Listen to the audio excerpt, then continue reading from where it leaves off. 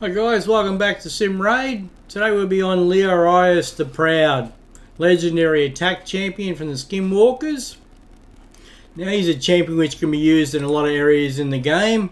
Arena defense, arena defense, faction wars, campaign locations, minotaurs, void keep. As you can see, nearly all areas of the game. A great champion here to have in your team. So we'll jump straight into it and we'll have a look. We'll go into the arena first and we'll do a battle there with him in our team.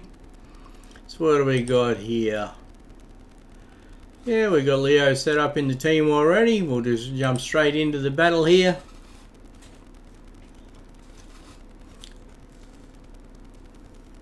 You know, we've got him set at a pretty high speed as well. You know, that's always in your arena, you want to have the speed. It's not so much about the attack or your defense, it's all about the speed, having those turns going first for those enemies, getting the abilities out there.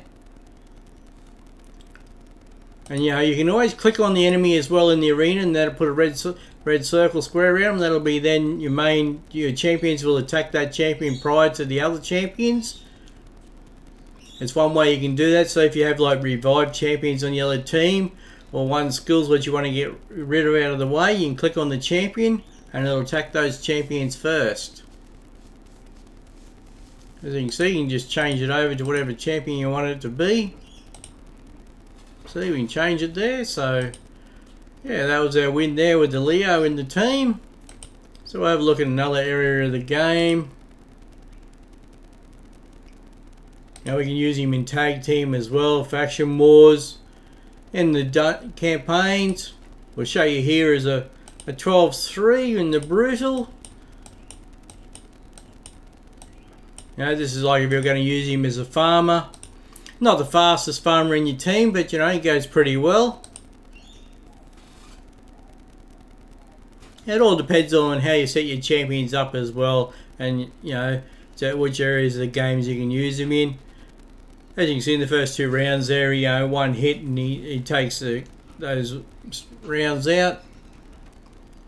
Always the third round he's a bit slower. He doesn't have that skill available on the first turn, just to take that first turn to eliminate all the enemies. But you can see there, you know, he works pretty well if you want to use him as your farmer champion in the 12-3. We have a look here in the dungeons. You know, if you want, you can use him in your Minotaur's Labyrinth, your Spider's Den, but not so much high levels in the Spider Den. You know, you really want to concentrate on other champions there. What about a Dragon's Lair team? We go here in the Dragon's Lair. Not sure, actually. We'll just jump back and have a look, just to make sure if he's good in this area in the game. Pretty sure he was. Dragon's Lair, yeah, there you go. You know, you can use him in your Dragon's Lair, 4.9 rating. You know, he's had 1,200 people rate him at that. It's always a good idea to check out these ratings, you know. It gives you ideas what other people think of him. So then it's just setting the build up for him. You know, you can use him in the Hydra, your Iron Twins Fortress. That's a new area in the game. He can be used in there as well. Dragon's Lair, Void Keeps, Faction Wars, Arena Defenses. So we'll have a look at one of these other teams. Other run battles. Dragons. Let's jump into a Minotaur. We'll put him in the team here. As you can see, I've got him in there in the lead. You know, you can put it any champion. You don't have to run the full champion of all level 60 champions here. You can have a look at what champions you don't have so you can get the items for them.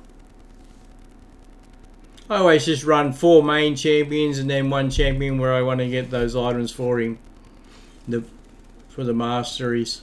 That's your best way. Otherwise, if you're running 2 or 3, you're spreading all your masteries out there between 2 or 3 champions.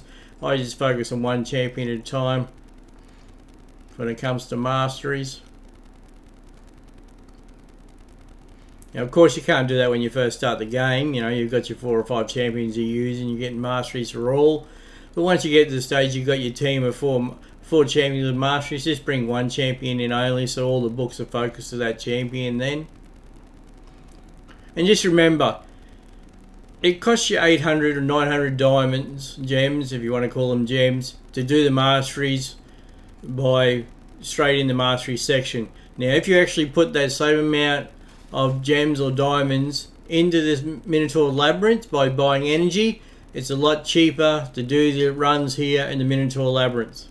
It's cheaper than using the gems, but of course you have to look at that time wise as well. It takes it can take a couple hours or so to do the runs here by the Minotaur's Labyrinth. But if you want to at least let your game run overnight, you can do that, and you can get your champion up here then with their books on them. I mean their section for their masteries. As you see there, we received 27 there for the Geo. All the other champions are already maxed out, so they won't get any mastery sections here going on them. So we'll go back in here and have a look at our champions. We'll see how we've got him set up, our Leo. We've got him in Savage gear and the speed set. As you can see, I'm trying to work and keep increasing and try to get some revenge accessories on him here as well. So, he can counter attacks. The more damage you can do with him, the better. Get the crit damage up as high as possible with this champion, I believe. That's the best way. I've got him set up with HP of 44,000, 4,895 attack. So you try to build as much attack as possible. Got some defense at 2,050, speed at 215. So the more speed you can get, if you're going to use him in your arena team, the better. So he gets those turns before the enemies. Crit rate, I've got him at 96%. You want to try to get to 100% crit rate. But then it depends on what other champions you're using as well. Because remember, you do have champions which can give you 15 and 30% crit rate bonuses to other champions. So if you only look at that as well, if you have those other champions using in that team. Crit damage here, we've got him at 223% crit damage. So the more crit damage, the better. Resist at 210 and accuracy at 177. But your main focus here is your attack, as much attack as possible. Your crit damage, speed to get him up high. So if you can do that damage straight up, get the turns out there on him before your enemy. His skills, we've got him all fully booked out. He is a legendary champion, so just remember you do require legendary books for this champion. You can see he's got 3 books there. 3, that's 6. Another 4 is 10. So 10 books, and he has the unkillable as well he can put out on one turn. He's got Aurora crit rate is all battles by 24%, so if you put him in the lead, he gives that additional crit rate. We don't have any blessings on this champion at this stage. His masteries, we've gone him into the offense roll down through into Hell Smasher here. Even though you could go with War Master, but with the builds I've been using him on, I've gone with the Hell Smasher, Stoked to Fury, Opportunist, Ruthless Ambush. Increases damage inflicted by 8% for the first hit on each enemy. So that's why if you're going to use him as your 12-3 champion, he gets that extra damage there, hit, or in the arenas, increases the damage. It depends on what areas you're using him in the game to how you set these offense, defense, and support rolls up. But as you can see here, I've gone in the offense and I've gone in the defense. Now I'm not going to go through and click on and read each one of these. You can look at that in your own game. But it's just to show you how I set these champions up. But yes, definitely a champion. If you can get a hold of him, you can use him in a lot of areas in your game, in your teams. So yeah, guys, thank you, and we'll see you on the next video.